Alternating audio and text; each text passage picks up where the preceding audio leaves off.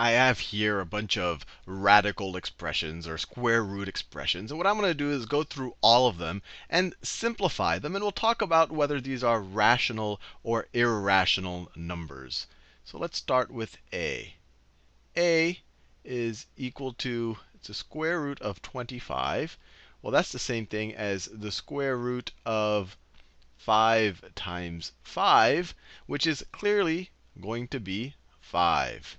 And we're focusing on the positive square root here. Now let's do b. I'll do it in a different color for the principal root when we say positive square root. b. We have the square root of 24. So what you want to do is you want to get the prime factorization of this number right here. So 24, let's do its prime factorization. This is 2 times 12. 12 is 2 times 6. 6 is 2 times 3. So the square root of 24, this is the same thing as the square root of 2 times 2 times 2 times 3. That's the same thing as 24. Well, we see here we have one perfect square right there. So we could rewrite this. This is the same thing as the square root of 2 times 2 times the square root of 2 times 3. Now, this is clearly 2. This is the square root of 4. The square root of 4 is 2. And then this we can't simplify anymore. We don't see two numbers multiplied by itself here. So this is just going to be times the square root of 6. Or we could even write this as the square root of 2 times the square root of 3. Now, I said I would talk about whether things are rational or not. This is rational. This part A can be expressed as the ratio of two integers, namely 5 over 1. This is rational. This is irrational. This is irrational. I'm not going to prove it in this video, but anything that is the product of irrational numbers and the square root of any prime number is irrational. I'm not proving it here. This is the square root of 2 times the square root of 3. That's what the square root of 6 is. And that's what makes this irrational. I cannot express this as any type of fraction. I can't express this as some integer over some other integer like I did there. And I'm not proving it here. I'm just giving you a little bit of practice. And a quicker way to do this, you can say, hey, 4 goes into this. 4 is a perfect square. Let me take a 4 out. This is 4 times 6. Square root of 4 is 2. Leave the 6 in, and you would have gotten the 2 square roots of 6, which you would have gotten. You'll get the hang of it eventually, but I want to do it systematically first. Let's do part C. Square root of 20. Once again, 20 is 2 times 10, which is 2 times 5. So this is the same thing as the square root of 2 times 2, right, times 5. Now, the square root of 2 times 2, that's clearly just going to be 2. So it's going to be 2. It's going to be the square root of this times the square root of that. 2 times the square root of 5. And once again, you could probably do that in your head with a little practice. Square root of 20 is 4 times 5. Square root of 4 is 2. You leave the 5 in the radical. Let's do part D. Part D, we have to do the square root of 200. The square root of 200. Same process. Let's take the prime factors of it. So it's 2 times 100, which is 2 times 50, which is 2 times 25, which is 5 times 5. So this right here, we can rewrite it. Let me scroll to the right a little bit.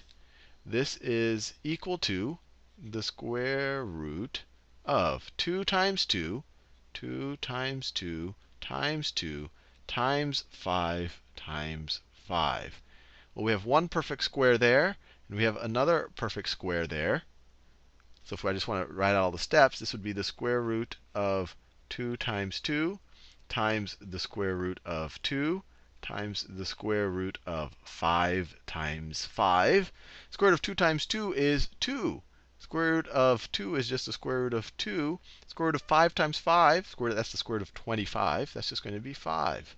So you can rearrange these. 2 times 5 is 10.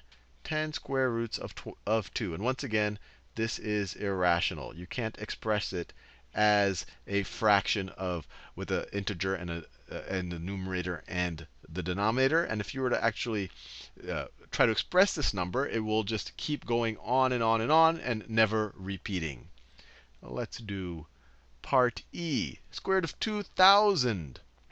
I'll do it down here. Part E, the square root of 2,000. Same exact process that we've been doing so far. Let's do the prime factorization. That is 2 times 1,000, which is 2 times 500, which is 2 times 250, which is 2 times 125, which is 5 times 25, which is 5 times 5. And we're done.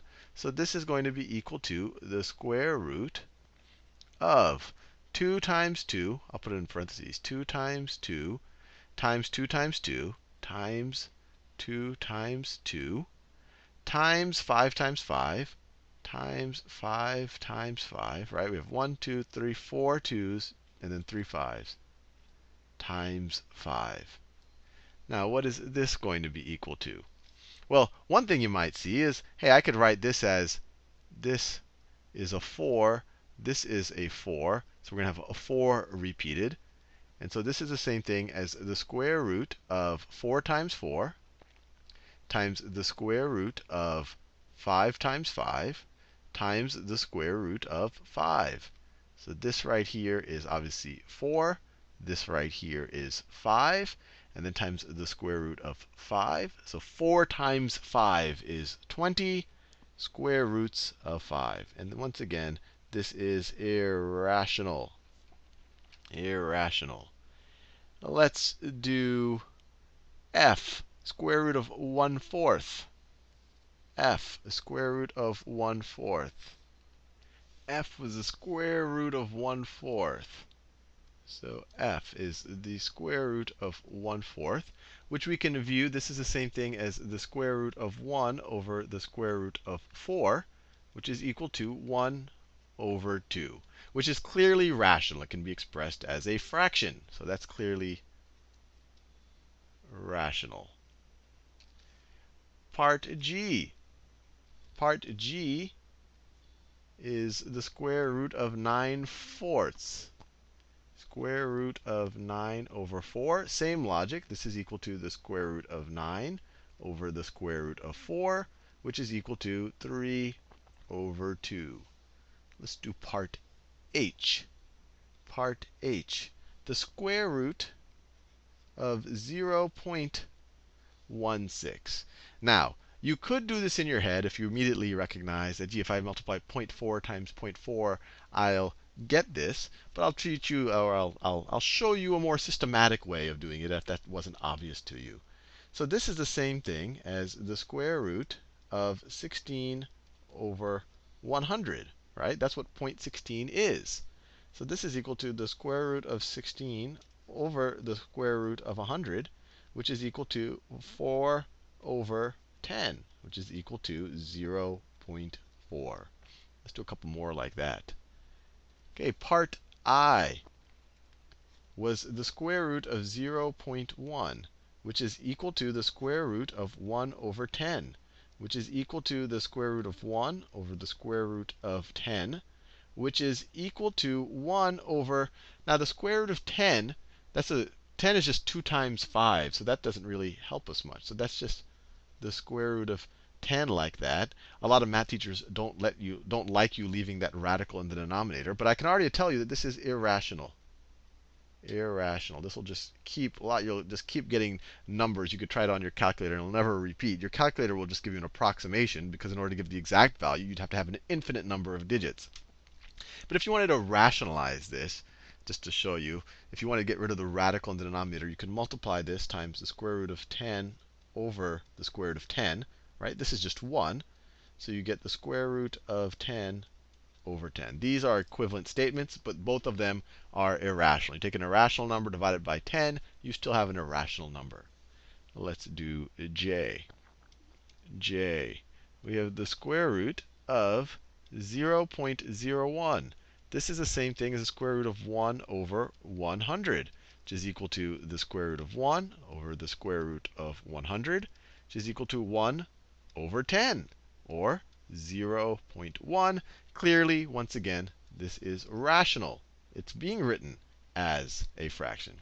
This one up here was also rational. It can be written, expressed as a fraction.